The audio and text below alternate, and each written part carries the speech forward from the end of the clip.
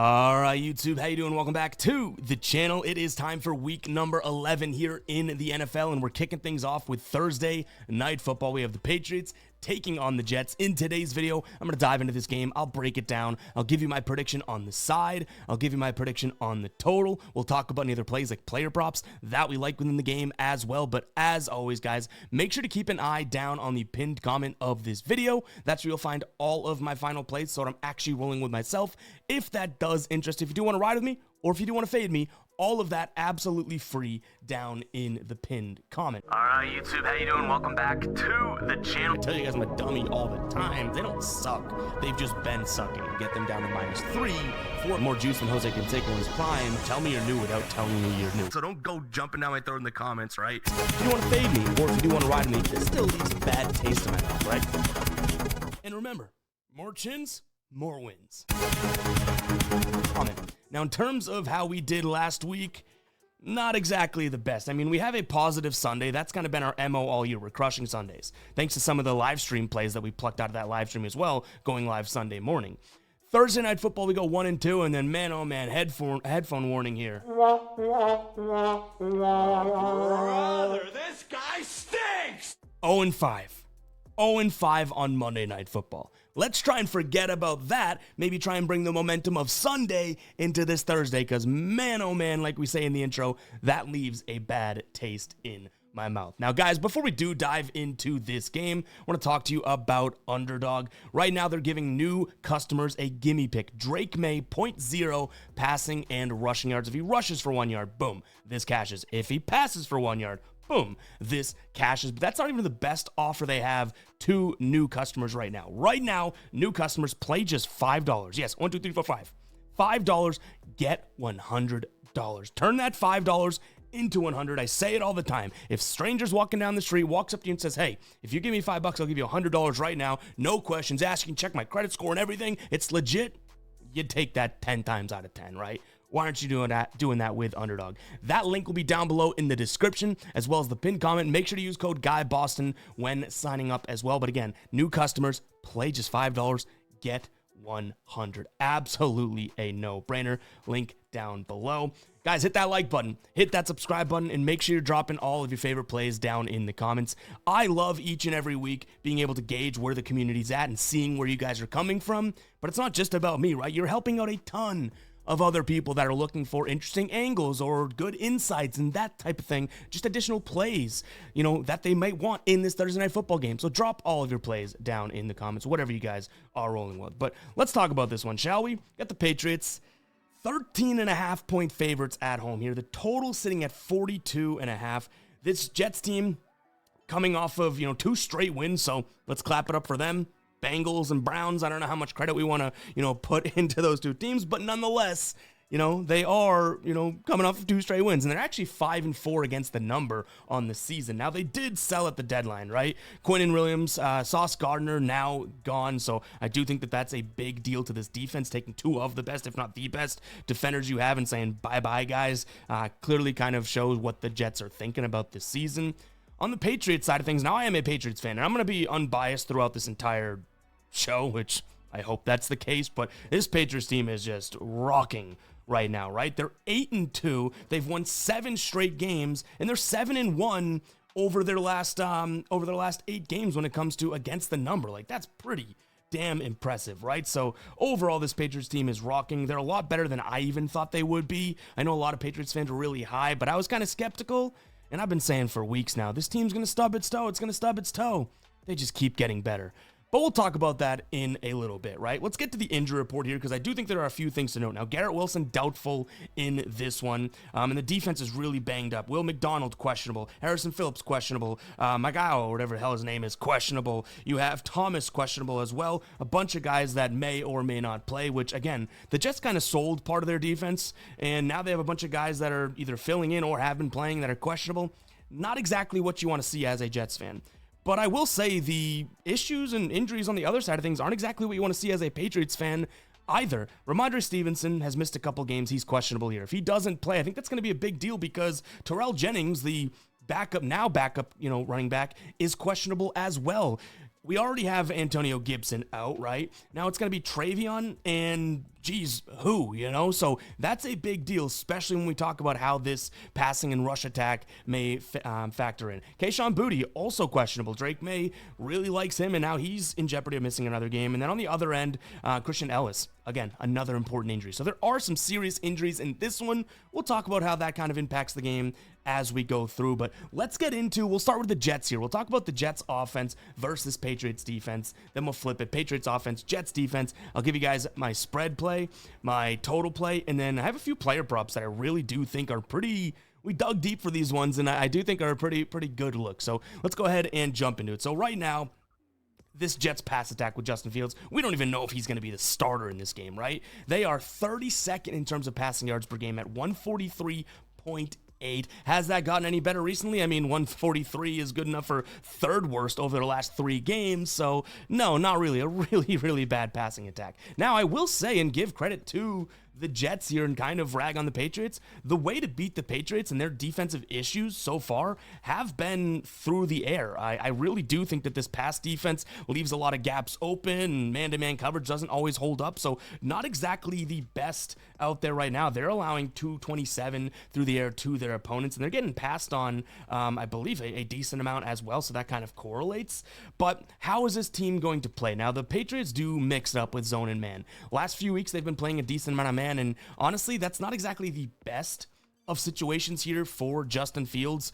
His completion percentage goes down, his DVOA goes down, his yards per attempt goes down, but again, we can't focus solely on the man coverage because they have been mixing it up. Either way, I don't think this is a masterful spot for Justin Fields. I'm not sitting here reading into this game, breaking it down and saying, ooh, there's a couple nuggets here and there that Justin Fields may excel. Even Tyrod Taylor, I wouldn't say much changes from how we'd look at this, but even him, it's like, I'm not going to say it's the worst spot in the world, but it certainly isn't a great one. The best thing that this Jets team may be thinking in terms of their quarterback play is that the Patriots, again, their slight weakness has been the passing game, right? In terms of DVOA rankings, the 28th team when it comes to pass defense. So maybe that gives the Jets a little bit of inspiration, right?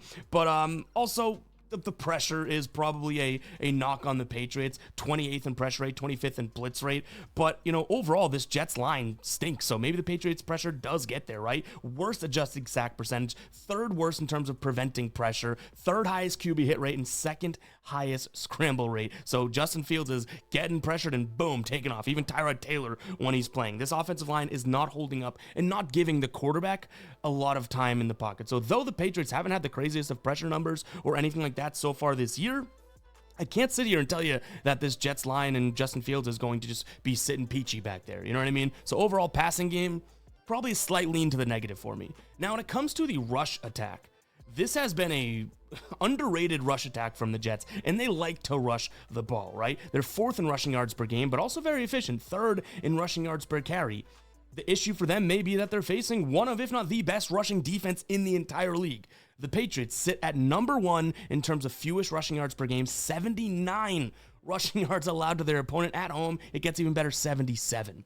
Rushing yards per carry, 3.8. That's 4th best in the entire league. Now, how does this Jets team run the ball? Let's take a peek at that. They like to run the inside zone. That is their main scheme. That's what's been working for them. That's what they try to establish early on in games. They do run the ball, I believe, the most in the first half in terms of pass and run percentage. So the inside zone, where do the Patriots rank in that? Well, it doesn't look all that terrible. 9th best yards per carry, 9th EPA per attempt, 6th fewest explosive runs, and I do think that that is worth noting because the Jets do have a decent, I think they rank 12th in terms of explosive run rate when it comes to the inside zone. And then, you know, middle of the pack DVOA, 12th best success rate, but overall, I don't think the ground game is going to work like it has, and obviously we can use air quotes around worked, but I don't think it's going to work versus this Patriots squad. I think that this is going to be a game in which they have to put the ball in Justin Fields' hand, and like I said, kind of teeter-tottering on whether or not I think that that's a good situation for them whatsoever. Before we move into the Patriots offense, I want to shout out the merch we have here on the channel. fademe.store, guys. Go ahead and check it out. Pick up some of the new stuff we have. I'm wearing it right now, the Football Couch Club hat. It is a nice embroidered hat, nice structured snapback. Really, really cool stuff. We have tons of new stuff in new arrivals, but head over. You can go to the shop all section. There is stuff for everyone, guys. Check it out. Again, that is fademe.store. We also have it at guybostonsports.com/store. It'll redirect you right to here. Again, fademe.store. Pick up some great merch at a great price, and you're also helping support the show and support us. The last thing I'll mention, and I know a lot of other people do this, we refuse to do it. A lot of people will just get a crappy garment, slap a logo on it, and be like, all right, there we go. It's merch, right? Sometimes I even struggle to say the word merch about our apparel and clothing and hats because we put a lot of time and effort into the sampling process and the quality process, make sure things don't shrink and all that jazz, right? So yeah, I mean, maybe we're not like most, but I think that's a damn good thing. Check it out, guys. fademe.store. Help support us, but also get some amazing merch at the same time. All right, so now we move into the Patriots offense, which is 8th in terms of points per game so far this year, against this Jets defense who, ranks just 26th in preventing their opponents from scoring. Now, the Jets are going to run a ton of man. 3rd highest frequency so far this season. And Drake May, I would say, is kind of a mixed bag in terms of, his good games against man, good games against zone. Overall, he's been playing really, really well, and I do trust him, at least from an outside looking in perspective, to be able to move the ball through the air for a couple different reasons. Not because of the man versus zone. Like I said, that's kind of a 50-50 split in terms of what he's good at, what he's not good at, all that. But when it comes to the pressure, I think that that's going to be a very, very big deal. So this is a Jets team that ranks just 24th in pressure rate. And why is that important? Well, they're blitzing at the 12th highest rate. So, I mean, you're talking about a team that is blitzing, not getting home the pressure. They're ranked just 18th in adjusted sack percentage, allowing the 7th cleanest pocket to their opponents. And obviously that's going to get even better for opposing teams without Quinnen Williams rushing the quarterback there as well. They allow the 5th highest time to pressure, 5th fewest quarterback hit percentage, and they're dead last in check down rate, which I think is very, very huge for this Patriots offense, considering it's Drake May. If he has time in the pocket and time to throw, that he'll like to look downfield. He has done it all year long, right? 2nd in yards per attempt, 7th in average depth of target to his receivers, 8th in 20-plus yard attempts, 2nd in completions of 20-plus yards, yielding a 3rd best 20-plus yard completion percentage, and 4th in explosive pass rate. Like, we could see some really, really nice explosive plays out of Drake May and out of this Patriots offense, specifically through the air. So again, sure, I'm on the fence a little bit about man versus zone, but the lack thereof of pressure and getting to him, I think, is going to be a very, very good situation for Drake May. And we'll talk about how that kind of impacts a player prop that I really do like for him specifically later on in the video. Let's talk about this rushing attack, because I already mentioned how this Patriots team is really banged up in the backfield, right? Ramondre's out, has been out, I guess I should say. He's questionable here. Gibson's out. You now have Terrell Jennings, who they brought up. He is questionable. It's Travion Henderson, and then they said who, right? Johnson, maybe? Like, it's a little scary there, and I will say, I love Henderson. I think he's got explosive ability. I don't know if he's a workhorse type back, just going boom, boom, boom, getting hit every single down. You know what I mean? So that does concern me a little bit overall, but to be fair, you're going up against a Jets team that isn't really all that great on the ground, right? Kind of a middling team overall. And this Patriots squad is going to try, and I believe, establish the man scheme. That's what they've been doing all year. And actually, since Ramondre has been out, they've upticked that a little bit. I would say that honestly, this is just from like the eye test. Travion is more effective when they have sort of an outside zone scheme. But they're not really running that too much, right? The man scheme seems to be what they're truly putting their foot in the ground, and maybe that has to do with the offensive linemen and everything like that. The Patriots, though they do that a lot, are not all that great at it. I mean, 18th in yards per carry, 28th in EPA per attempt, 20th in DVOA, 26th in success rate, yards before contact just 20th, 21st in explosive run rate. So they're not all that good on the ground against that man scheme. But, and I do think it's a big but walking around, this Jets team isn't all that good at stopping the inside zone, the man scheme. When it comes to that 15th in yards per carry, right?